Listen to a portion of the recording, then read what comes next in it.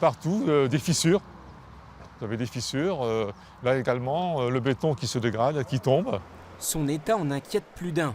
Le pont de Saint-Ladre à Crépy-en-Valois est-il dangereux? Ce sont des morceaux de béton qui sont tombés, hein, donc on les voit bien. Hein. Et c'est pas d'aujourd'hui. Hein.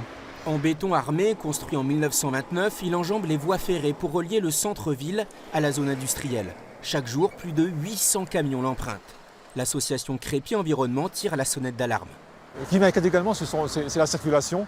Les camions qui passent ici, si vous avez 2 camions de 38 tonnes qui passent, ça fait pratiquement 80 tonnes sur le pont et le pont tremble. Vous allez voir le tremblement.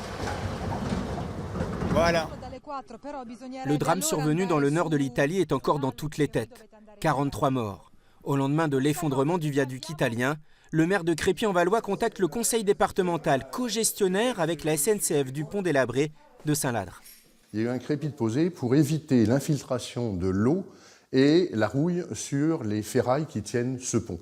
Aujourd'hui, ce crépi s'en va, il faut donc intervenir. Je sais que derrière, beaucoup de Crépinois sont inquiets, d'une part avec ce qui s'est passé en Italie, donc je ne vais pas dire qu'on n'est pas comme en Italie, mais le conseil départemental travaille sur ce pont et, je n'en doute pas, va effectuer des travaux. Nous nous sommes rendus au département qui chaque année investit 5,5 millions d'euros dans la rénovation des ouvrages d'art. 700 ponts au total. Et une question. Est-ce qu'aujourd'hui dans l'Oise, il y a des ponts qui sont en péril absolu? Non.